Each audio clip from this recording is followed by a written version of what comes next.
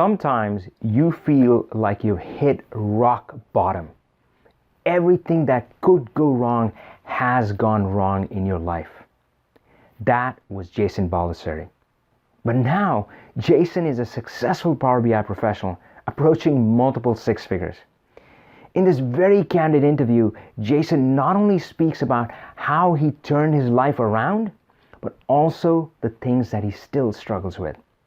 Jason shared the right kind of investment you need to make to get success in your life.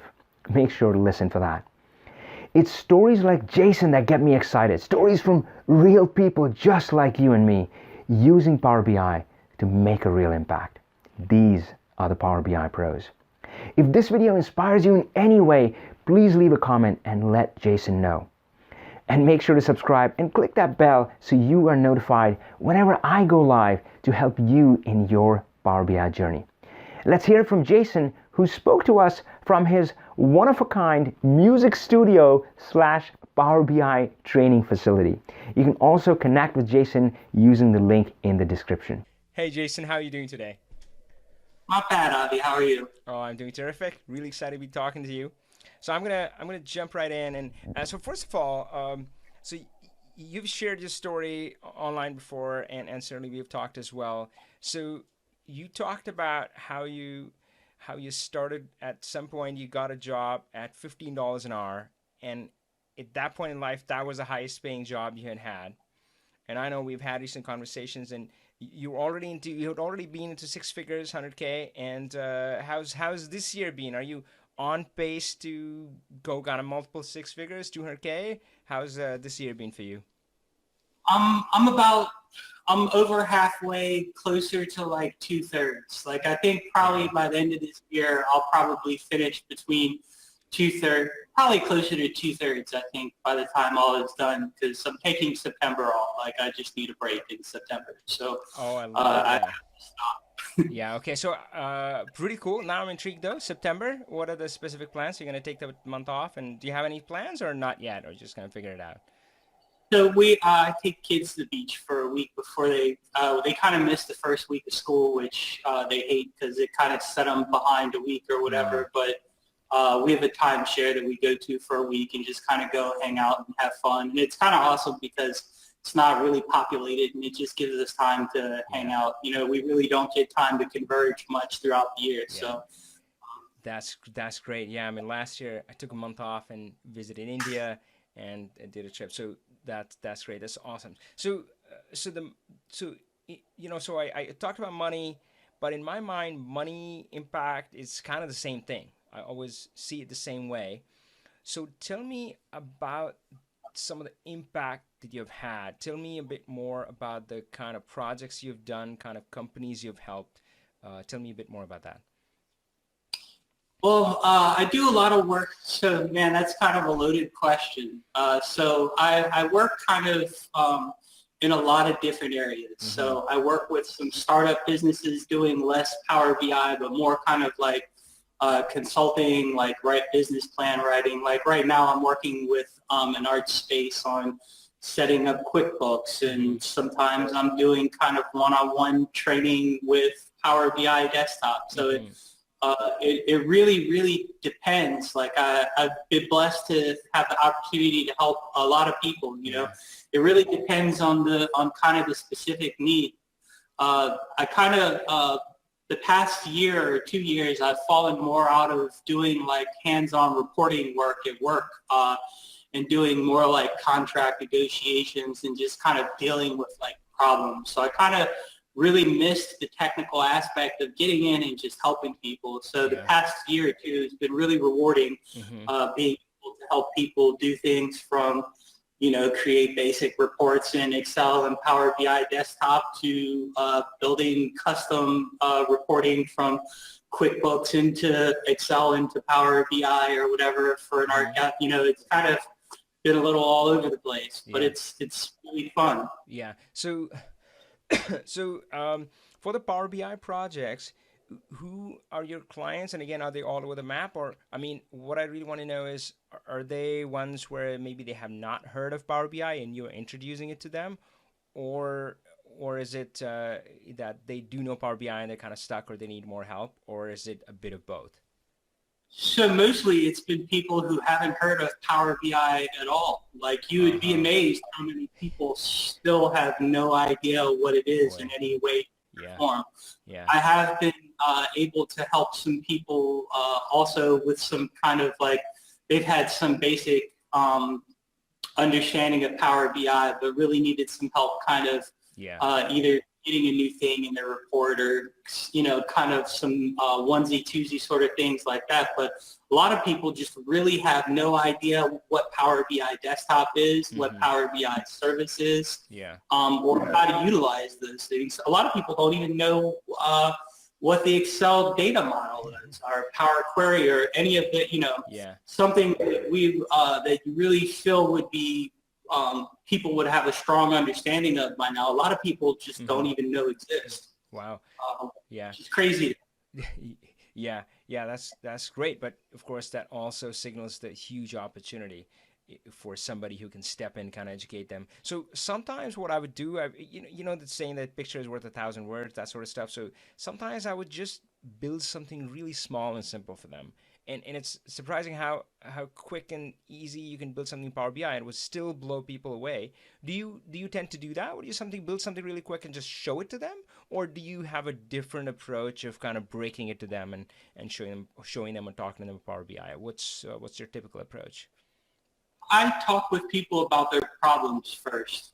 Typically, if you ask people where their bottlenecks are and what they're trying to accomplish, and then someone shows you kind of what they're doing, like the process of how they're updating some terrible thing, or through discussion, usually within about 15 or 20 minutes, I can kind of figure out where to go. And sometimes the answer isn't Power BI. Sometimes the answer is Excel, believe it or not. It's just absolutely. kind of figuring out what their need is based on what they need. Brilliant. Love it. Absolutely. Yeah. I mean, at Microsoft, I've always been kind of wary of that, wary of leading with technology, because at least old Microsoft used to do that a lot. Was like, build and they shall come kind of thing. Oh, we built this awesome tool, you should use it, right? But not this clear understanding of what the pain points are, what are we solving for. So yeah, loved hearing that from you. Terrific, mate. So clearly, you've done this amazing stuff. So so it sounds like you kind of do it all now, at least. So I know you do even beyond Power BI, but in Power BI, you're doing consulting and you're doing training as well. Is that right? That's correct. Perfect. So we'll make sure we'll put a link down in the description for people can reach out to you if they need some help. But let me take it back. Let me rewind it a bit. And you've shared a little bit of that, and you did have a rough start to life. Maybe that's an understatement, right? I don't know, right? But I was wondering if you could share a bit about that, and does that mean that does success, what you have accomplished so far, does it have a different meaning for you, given that was your start? Well, it's kind of double-edged sword, right? Because for one, like I keep pushing, there's kind of this thing where it's like, because you have a bit of a rough start, sometimes you feel like you have more to prove than other people. So what would be enough for some people is kind of like I can't be content with that. So I'm working on that a little bit, because success is a matter of your perspective. So you have to be able to recognize your own success and be content with where you are. And I haven't quite mastered that yet, and as a result, I don't sleep much. So, but it's just trying to find that balance of being like technically challenged and financially content, and just trying to find that sweet spot where you're making the amount of money that you need, spending the right amount of time at home, and being like engaged with what you're doing. So I'm kind of trying to find that balance, if that makes any sense at all. Oh, absolutely. I mean, boy, that's certainly been, since I left Microsoft, that has been a big part of my journey too. And what I would say is that you need to kind of pat yourself on the back, or you need to acknowledge that you at least have the awareness of that. So frankly, before I left Microsoft, I didn't even have the awareness. I didn't really know what I was looking for. I mean, frankly, Yeah, so it's you become this kind of just doing something for the sake of doing it. You don't see the bigger picture. But just hearing from what you just said right now, that you are seeing the bigger picture. You're saying, yep, there's work. I want to do work that is fulfilling. I want to enjoy it. I want to make good money, and I want to spend time with my family too, right? So just that is good. And it's kind of like going to the gym, right? It's not like you oh, I solved it, right? It's not like solving an equation. I feel like I've had to kind of bring myself back to it again. Sometimes I lose focus. I'm like, no, this is what's important to me. So that's great. Thanks for sharing that. Um, there was one line though. Of course, there was the one line that you shared when you shared your journey, and which is there's maybe I'll butcher it, but help me out with this. You said something about life isn't black or white, shades of gray. Do you remember that line? I don't remember the line exactly, Yeah, but people are more than just two-dimensional characters, yeah, right? We're all kind of different shades of yeah, gray. yeah. Nothing is really black or white. Oh man, Uh, yeah, kind of that's probably where you're going. yeah, A lot of characters that I knew growing up, and even still today, right? No one's ever completely one way or the other. We're all just kind of people learning and evolving and making decisions, yeah, every day. So yeah. that's kind of, I think, the context of that. That's interesting. So I'm trying to connect this dot with how you seem to be really perceptive when you were talking about how do you speak with your clients. I think there's some connection there. I think this life experience of yours, in a way, maybe has readied you for just going with an open mind and just truly listening to your customers. So that's kind of interesting connection. But there's another line that I wanted to ask you about, which actually broke my heart a little bit. So you said, and I do have this one written down, and you said when at some point you said this, so and quote, you said whenever something good happens, usually something worse follows. And yeah, and it's so heartbreaking, and I could kind of feel it.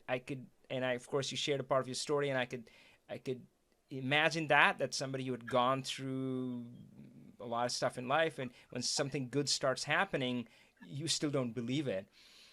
I wanted to ask you, do you kind of still feel that way? And again, it's not black and white, so maybe it's a rating, 0 to 10 or something. Like, I mean, so have you kind of pegged lower on that scale now, or does it still feel too good to be true? I mean, you've accomplished so much, you've done so well. Where does that feel internally right now? Well, there will be a piece of me that is always waiting for the other shoe to drop, but now I kind of work off this like risk matrix. My day job prepares me for looking at things with risk. So now when I look at decisions, I tend to not take on as much risk as I used to, and that tends to like make me feel a little bit better about the other foot, But I've learned to kind of you kind of get back what you put out into the world. And so if you're constantly waiting for something to happen, you're actually kind of like drawing that thing to you. Yeah. So I'm kind Oh of wow. trying to learn how to Yeah. quote unquote shift my vibrations a little Yes. bit so that I'm not drawing Yeah. these terrible things to myself. Yeah. It's been good. It's been a couple years where Hmm. there's not really been the other shoe, and sometimes I feel kind of like I'm holding my breath, but it's Hmm. it's been good. And it's not to say that there's not hard days Yeah. sometimes, and every day is not perfect, but Yeah. overall it's been more good than bad. Yeah, that's great. So Jason, man, I didn't expect you to go there, but that's been kind of my journey too, and I've experienced it the same way where yeah, your thought becomes kind of things, and your thoughts and the words that we use in speaking with others, but certainly internally as well, they do have power. And of course, the stuff that I have read, that is not like some woo-woo secret kind of thing. It's very scientific. It's just you fixate on those things, and then you see more of that, right? I mean, if you think opportunities are scarce, which is the world that I used to live in, then guess what? I mean, opportunities were scarce because I wasn't open to them. And if you flip your mindset and say no, man, opportunities are limitless, then you start just seeing more of that. So yeah, it's I've certainly gone on a journey. So wow, I mean, again, I mean, I'm seeing that enlightenment from you. Earlier we were talking about where I said the awareness, and clearly for this too, you're well ahead on that journey. So that's awesome. So okay, cool. So let's have a little bit of fun.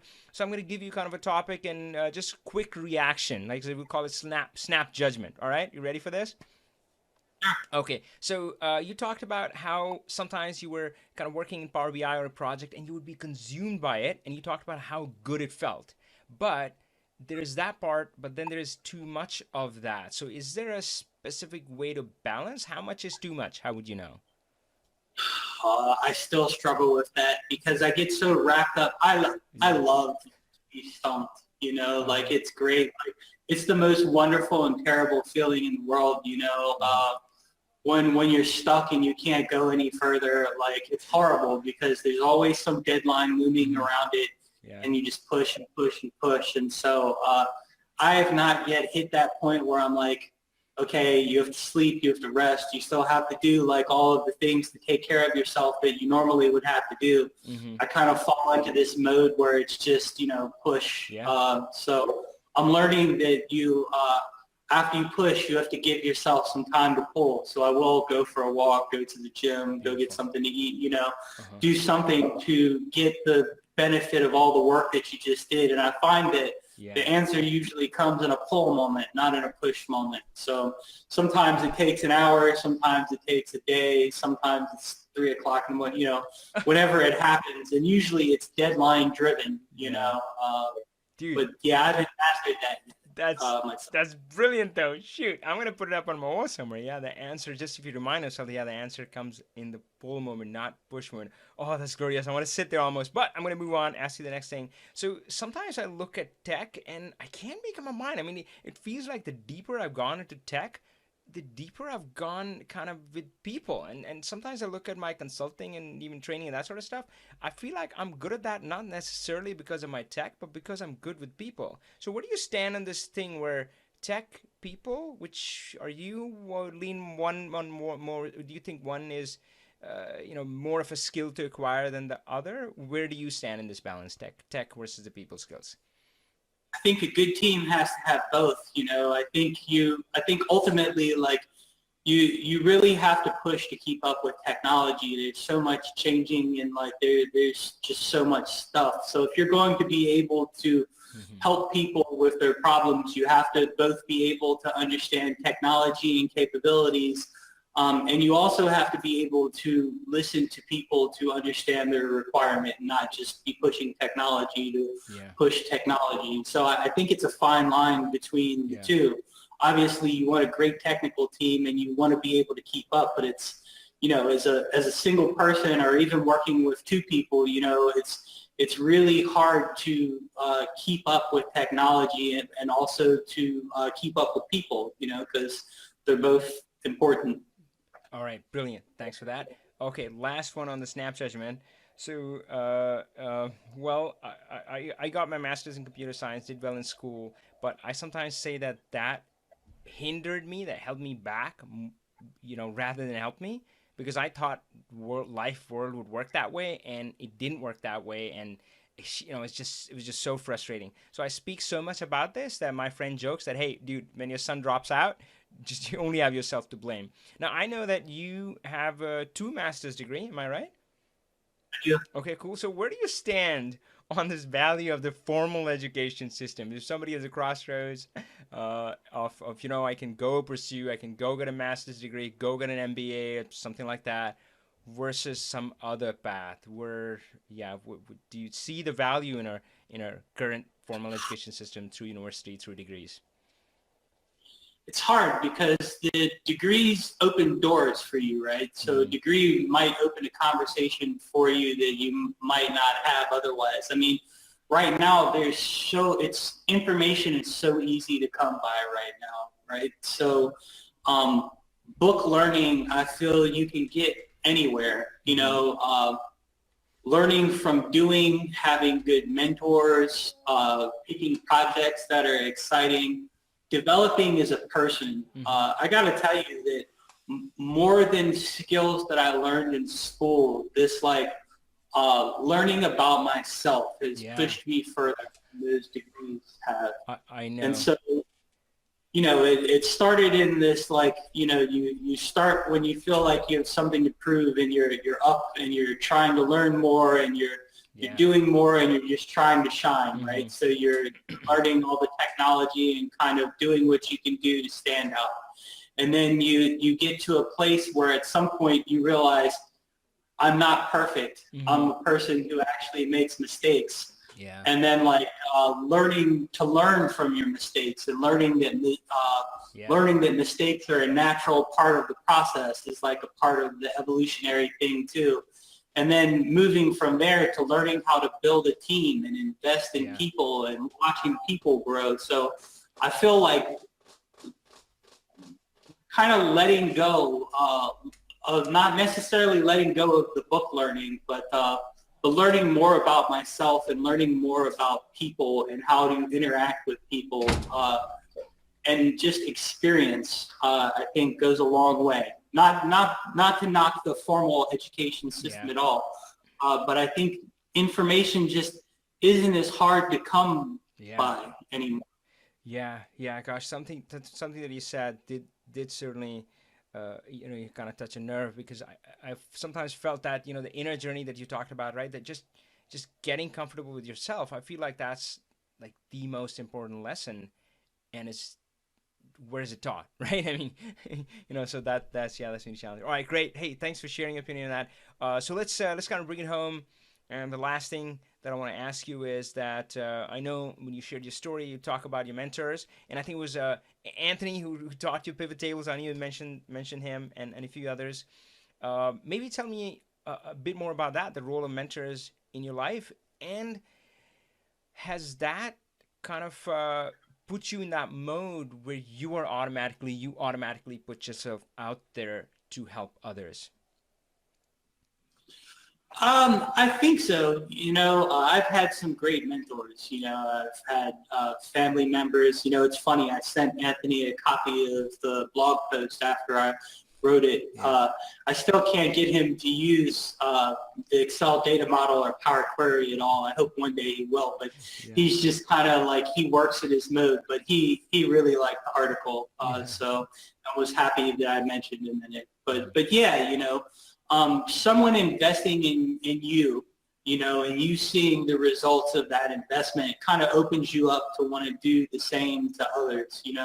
I invest a lot of, I try to open myself up to invest in people a lot, because to me, that is where, that's success, watching other people become successful as well, sharing what you know with people, like that moment when someone is like, aha, I take a lot of enjoyment in passing that along. I like watching other people come up, because I still walk in circles where there's a lot of people struggling, so I remember what it's like to struggle, and still some days I struggle. So anytime I can invest in helping someone, I do, because others have helped me, and it's, changed my life. So that's beautiful, mate.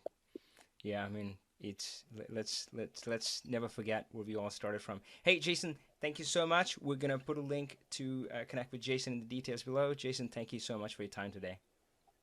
Awesome, thanks, Avi. Invest in people. What a beautiful thing to say. That's what makes Jason a pro. If you would like to become a Power BI pro, then join us in the Learn Power BI family. There's information in the details below. Power on, my friend.